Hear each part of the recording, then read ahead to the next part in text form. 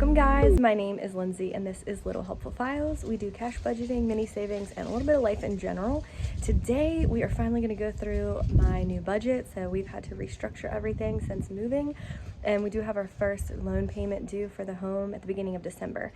So I'm going to kind of take you through that. I've worked out a few different rough drafts to get to these numbers.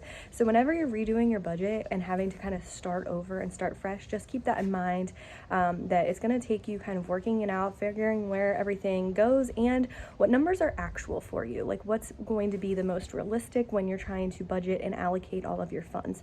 So I basically use a zero-based budgeting method with a little bit of the cash envelopes thrown into that. And if you stay tuned for another video coming up, I'm going to go through the different budgeting methods so that you can figure out which one is the best for you. But let's go ahead and get into the video. We are doing an update to the budget. So I have been needing to do this. Everything has been so different since we moved. All of our budgeting, our expenses, and everything virtually has changed. So we're gonna kind of go through, update this, and when you're restarting a budget, it is really important to kind of do just like an overview and almost like a rough draft. So I have kind of done that already and tried to work out maybe some of my kinks, and some things where I had to just like adjust and kind of calculate and figure out. So this is how we are going to set it up for now. This is going to be our first mortgage payment or loan payment for our home.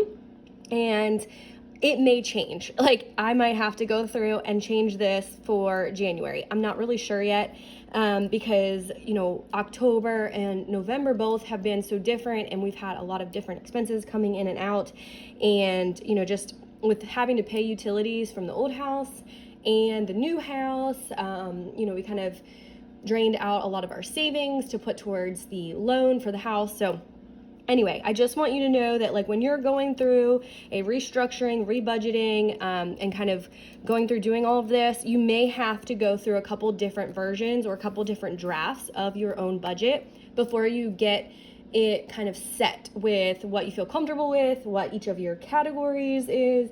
And like I said, this is kind of where I'm hoping that we're gonna land, but after maybe a month or two, I'll kind of know whether it's realistic or not, and if I have to adjust some of these numbers.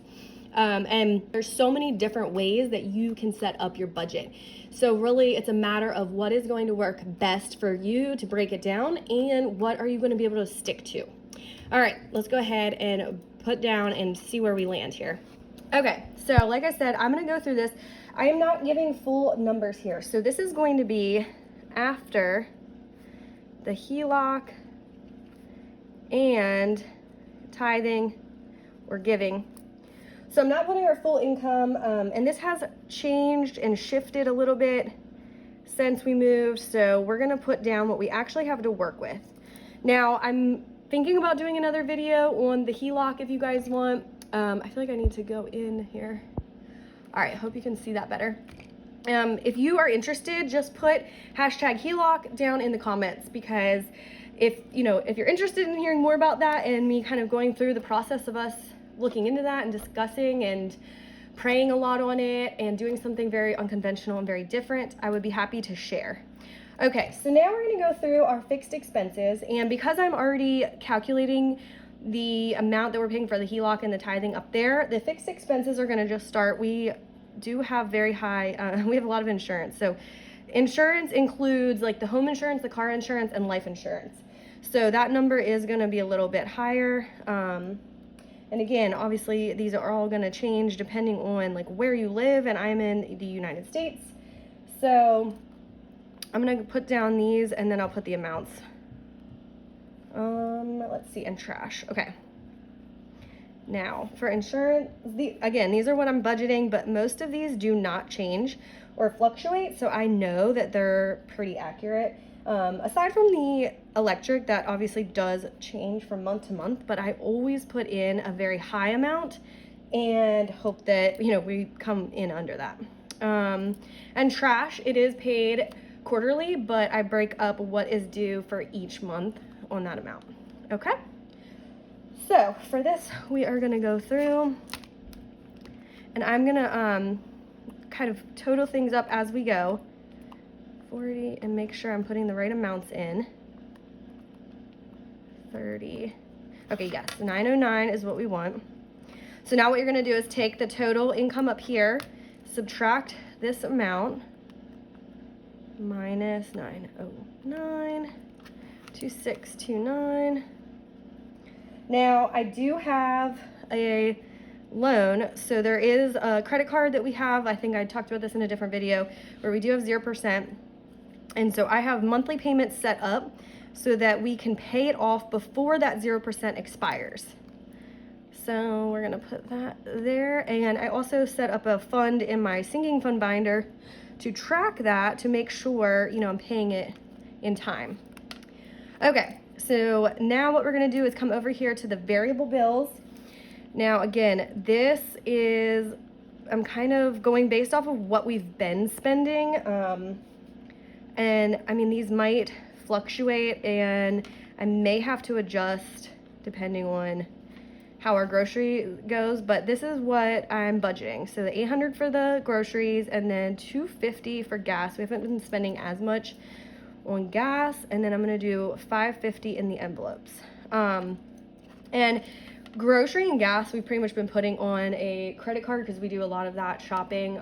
We get the cash back points and all of that, so I just track it really closely. I have little tracking cards in my variable envelope, so that way I can make sure we're kind of staying within that.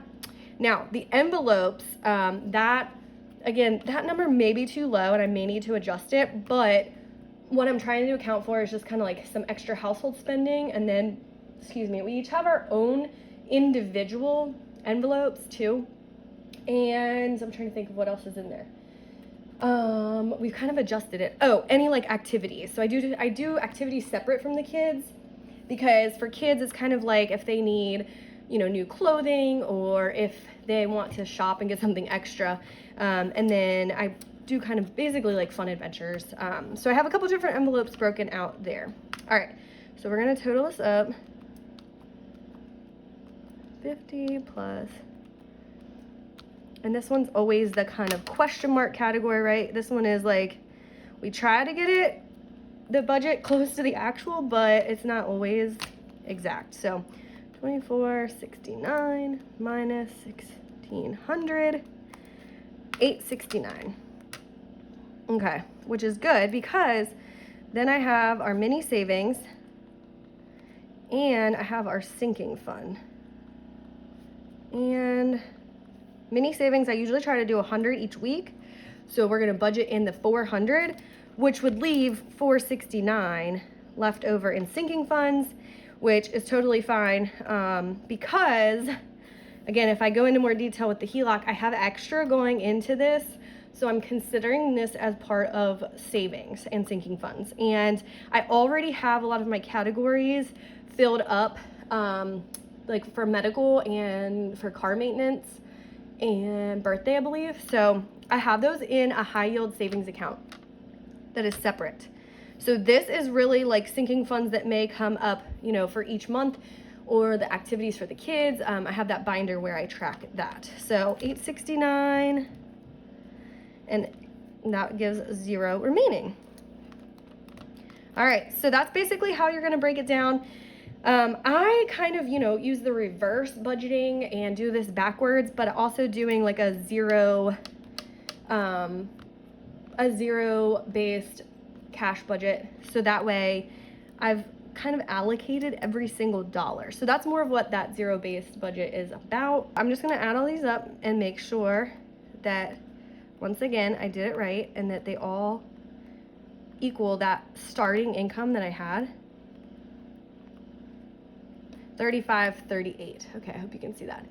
Right, so basically have 3538 and you're subtracting your 3538 to get 0. Now, again, that doesn't always mean that there's 0 money. It's just that you've allocated everything to have a spot or a place. And again, in here, there's a little extra, so it does kind of give a little bit of cushion. But that is going to be how we're setting up the budget for now. And like I said, this may change. I don't do a budget by paycheck because for us, it's just so much easier to see a month overview, especially with how we are now paying the HELOC. So Stay tuned for more info on this. This sheet is available in the Etsy shop, and I did want to read a verse to wrap us up here, which is in Proverbs, and it is Proverbs 21:5, and it says, "The plans of the diligent lead to profit as surely as haste leads to poverty." There's so many Bible verses on money and different ways where God is leading us and guiding us and directing us in the Bible, but I do think that planning and having kind of an idea of what you're working with and being realistic with your funds and your budget is very important and really will help you steward your money and your finances in the best way to be able to glorify God and to be able to give back and help others. That is always kind of our main goal, is to be able to get taking care of our needs, but then also give where we can. And I would obviously love to get out of debt. We were debt free for about a year, and it is weird kind of having that debt again. But again, the Lord has gotten us out of debt 3 different times now. So I trust in him through this process that I know he's going to provide a way, and eventually we will be able to be debt free again. So do not get discouraged. Do not get overwhelmed. And any time that you're starting to focus on this stuff, remember to look to the Lord and acknowledge him, and he will make straight all of your paths. He will provide. He will help you. He will guide you. He is so faithful and so good and so loving. Just continue to seek him through every part of your process. All right, guys, thank you so much for watching, and I will see y'all in the next video. Bye. God bless.